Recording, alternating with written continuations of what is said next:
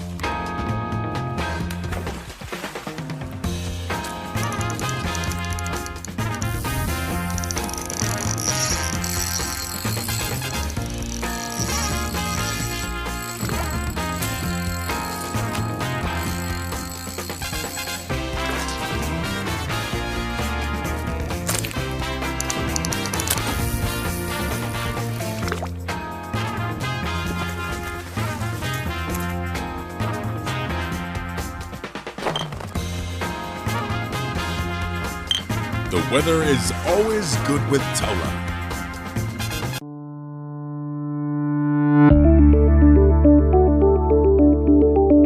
Swire Shipping, servicing Samoa for over 50 years, enriching lives and connecting Samoa to the world.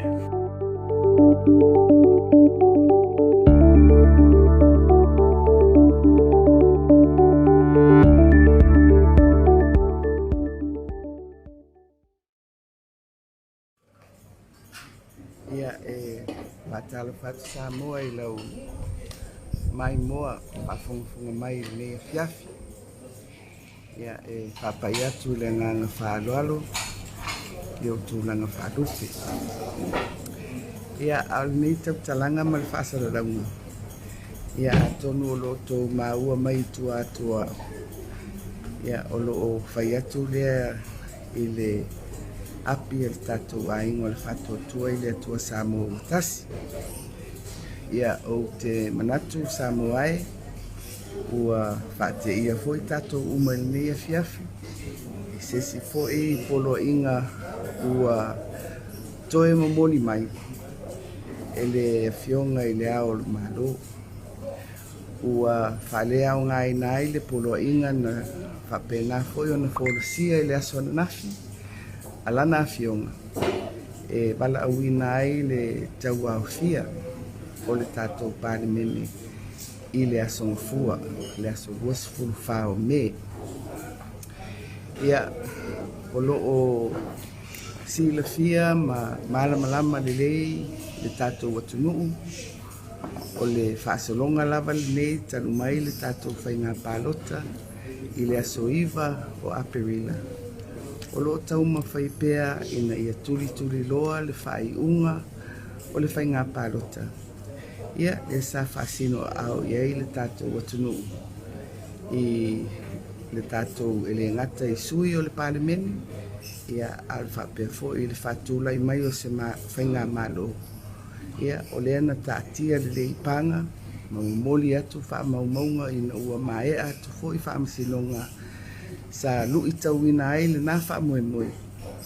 Ia ma ua tauala atu i le ofisa o le fono i le failautusi o le fono i le fioga i le ao le malo ua faamautuina ai le fainumera silia o le tatou aiga o le faatuatua i le atua Samoa ua tasi e faatulaʻi ai le tatou faiga malo ma e o le faamoemoe e pei ona mai ai le poloaʻiga alanafi a le ao o le malo o le asogafua e faapena ona faatino ai lea faamoemoe ae maise i le itutāua i le tatou atunuu o le ulufale lea i le palemene o sui ua filifilia e le atunuu o i latou ia ua lautogia e faia le tonu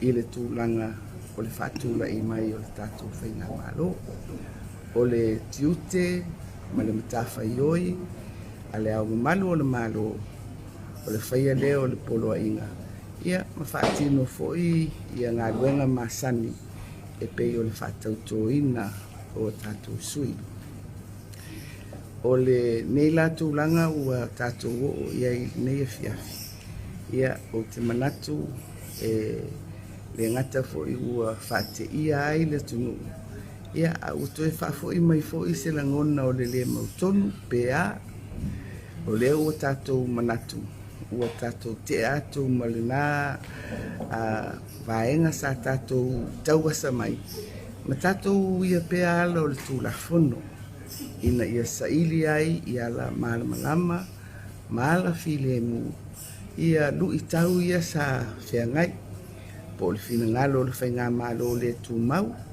ma tauave mai e ofisa e pei o le komisina o faiga palota po o le tamaʻitaʻi lo ia sili ia matou te lē faamasino ae matou te o i le tulafono o inā e maua mai ai le fofō ia o le uiga lea o le faapaʻi atu ma le faaloalo i lenei tula o le afiafi e ui ua tuleva foʻi le pō ia aua aʻe se manatu e tāua le faapaʻi atu Samoa ai ia toʻa pea loutou finagalo o le a le gaioiga a le ao le malo po o tua foʻi se fautuaga a le malo le tumau i le suga i atu i la epa ma lana kapeneta ia ae mai se foʻi nisi o ofisa o le tatou malo e pei o le lo ia sili ia tatou ave pea le faamoemoe o loo soifua pea le atua ae o loo mau faevae papa o le tatou atunuu i le tulafono na saunia e outou tuaā mo tatou matua o lea ua sauni foʻi le tatou aiga i le faatuatua i le atua Samoa ua tasi e tatou te toe tapā foʻi ala o le tulafono e saʻili ai le fofō o lenei foʻi toʻa ua toe faatulaʻi mai e iai lava le itu o loo tau momoli mai pea e le suga i atu i la epa talofae Samoa e pei seʻi ua faatupu se manatu ua iai se vevesi Samoa e leai se vevesi e leai se vevesi o agaʻi atu i le tatou vaega faaupu lenei o loo matou mulimuli taʻia pea ia taʻiala o le tulafono o ala o mea ma faiga faavae o le tatou malo ua matua i upu fai a o amioga ma taga ma faiga ia ua fai e tatou taʻitaʻi ia talofa. Pangalia, leo Samoa o le tunu e le ngata ua uma na tofi. A o le tunu ua o ina, ua o mai iai le whaatala le ina, ua o mai iai le malamalama. E le whaasisea lo tātou, ala tātou te sāwawali ai. Ini manatu whaapito, ma le tau whaasise o ua tūlai mai e o tātou taitai. O le sa ave iai le tātou whatuatuanga. Ai pangalea, ua fuli tua i le tūla whono. Lea fo ina tūlai mai ai i o lātou tofi. O le swinga o le malo, ma le whamoe moe sa iai i le vai asofo. O mea masani nei e tutupu. I whainga malo ua whawai lungo tūla whono. Ai maise o whainga whatemi karasi. Ia Samoa i le nei pō, maua se malolonga. Tātou tu watu i lumo le atua lo tātou whamoe moe. Abe fo i le tātou whatuatuanga. O loo ato atoa malawata pena le tātou whamasinonga. E maua mai ai fufo, e tusai ma le tūlafono. I nei fo i whaaringa ua o mai mo tātou ne fiafi. Ia alofa le atua, ia tātou malanga maia, tātou nofo sauni mo le aso sapati a tae au. Ia e momoli mai e foi, ia lana upu fola fola, e wha mawhana ina ai lo tō whinangalo mo se tātou langona. Ia ai mai se lava o le wha moe moe ina ia manuia Samoa. Ia manuia le tātou ainga, o le wha tuatua i le atua Samoa o tasi, ia to apel tai fa tupu e tātou le file mu. Au sila mai fo inisi o e o lango i le HRPP ma le sunga i atu i le epa. Ia fa tupu le langona lea o le malo tātou uma. Po ai e tūla i mai e le foe, e le eise nganga e fa pito i atasi o le malo e tūla i mo tātou uma, ai e tātou ngalulue. Ia tū mau o tātou whawai e mwhai o tātou sāwawali ai mō le lumana. Ia, manuia le pō, whaasoifu eina.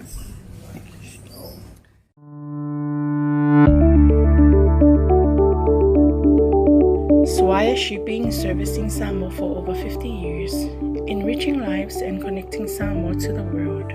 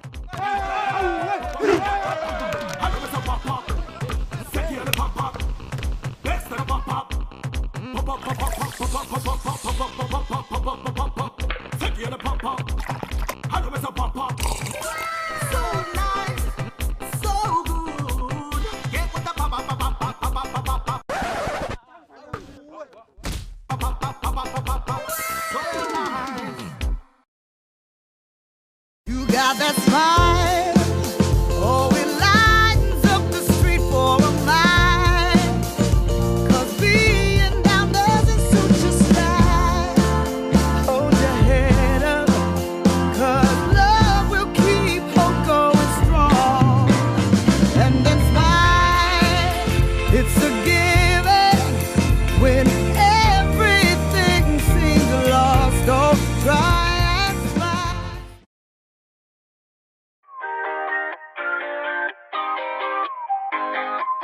Ship to the islands with our special deal.